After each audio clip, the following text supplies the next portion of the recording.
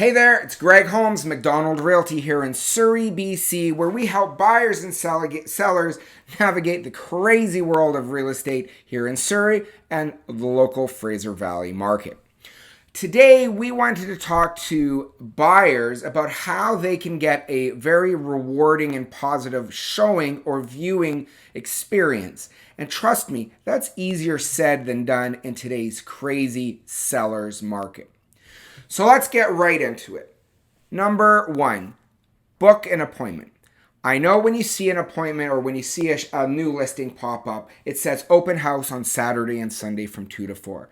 That doesn't mean you should just show up. No. This is a COVID world we're living in now. So what you need to do is have your realtor book an appointment during that open house period to secure your time slot. If you don't, in this market, you might be waiting and see if they can squeeze you in when they have a moment. But if you can walk up to the front door with your realtor and say, "Oh, we have an appointment," trust me, they're going to get you in at that time. Tip number 2, show up early. If you have a 2 o'clock appointment, don't show up at 2 o'clock. Guaranteed, parking is going to be an issue right now in most listings or streets. So what you need to do is show up early so that you have a place to park, because if it's an open house, guaranteed there's other people also looking for a place to park.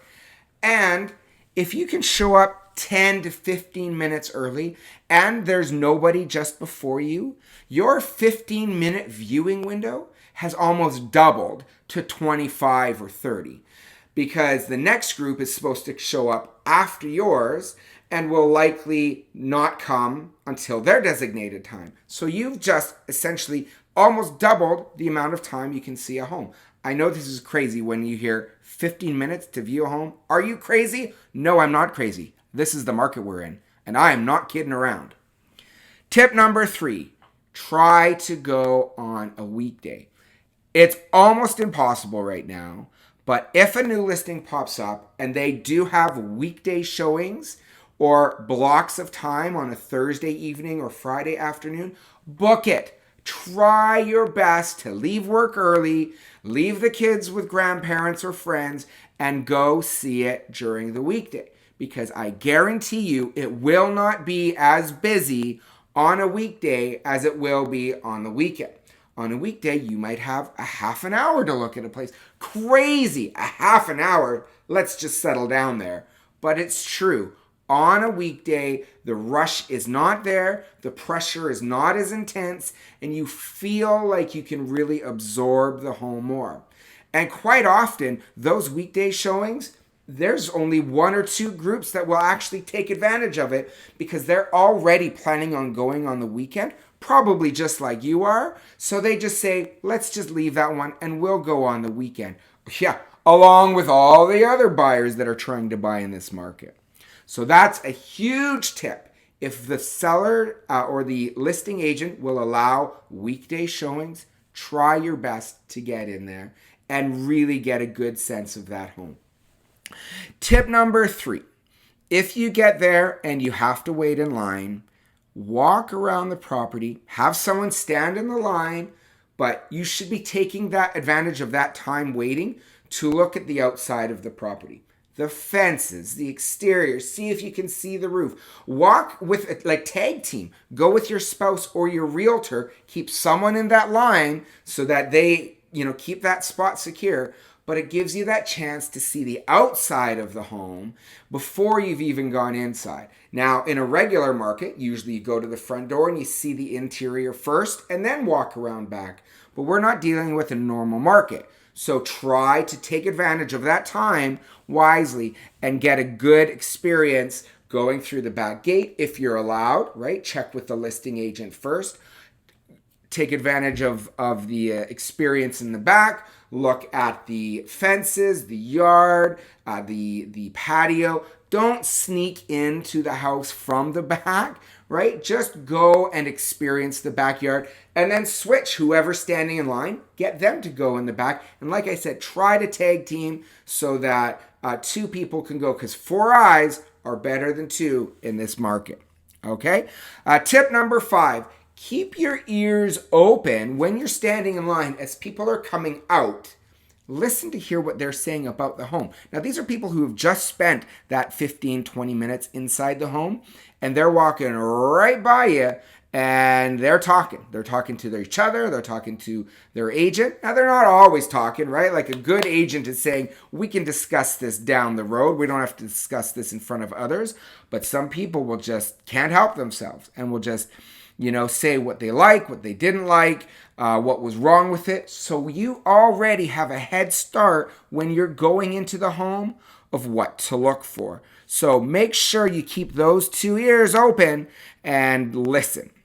Tip number 6, don't waste time once inside. If you're there and there's a listing agent, keep the chattiness short and brief. Say who you are. If your realtor's there, they've probably already introduced you, and then get in. Don't spend too much time in the foyer or in that front closet.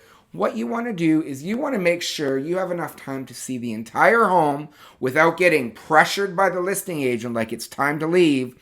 So make sure when you get in, you start looking. Look throughout the home, walk around. You don't want to have an experience where you're feeling like you didn't get to see everything. Remember, you're there for a purpose. Tip number 7, make sure you see the whole house. If you spend too much time in the front laundry room or in the family room, you're likely going to find that you haven't had enough time to check the basement. It happens all the time. People see a 3-story home, they get on the main floor, they spend time looking at the kitchen, and you don't want to rush that, but you want to get through the entire house. Oftentimes, people will come down from the upstairs and the agent will say, okay, well, we've got another group through, and you don't even realize that there's a basement. There might be a 2-bedroom suite. There might be a wicked rec room, and you didn't even get a chance to see it. Or you might just quickly go down, quickly run through it, and then get back out. You're not going to remember that. So you want to make sure when you get in there, you see the whole house, and then focus on what is important to you. If you're a foodie and you want to spend time in the kitchen, go back and get to explore and feel that kitchen. Tip number 8, open the closets and drawers, or get the listing agent to open the closets and drawers if there's COVID safety protocols in place. But remember, this might be your only chance to see the home. And if you haven't opened the closets to see how big they are they open or soft close cabinets? Do they wobble? Are they improperly secured? You're going to find that out the hard way when you get the keys on possession day. So take the time, open the closets, and I said, feel that home. Okay? Tip number 9. Don't forget to look inside the mechanical room. I know this is not a sexy part of the home experience. Oh, it's a mechanical room. Look at how dusty and dark it is. But it's important. Your hot water tank might have a date in terms of when it was replaced. Same with the furnace. Is it an old green or blue monster from the 1980s? Or is it a recent high efficiency furnace? What kind of piping is there, right? Like that's what you want to look for because that's going to save you some money. If you're writing an offer and in the mind oh, that's an older furnace, I have to remember that. It's better that you've already planned that out when you're writing the offer versus when you get the keys because it's too late then, and then that surprise is not a fun surprise to have. Now, while you're in the mechanical room, take a sneak peek for the electrical or wiring, or have your realtor do it. Now, we're not home inspectors and we don't try, certainly pretend to be, but it's very easy to see what kind of plumbing it has. Is it copper pipe plumbing? Is it poly B, that gray plumbing? Or is it the new PECs with white? Talk to your realtor about what that means.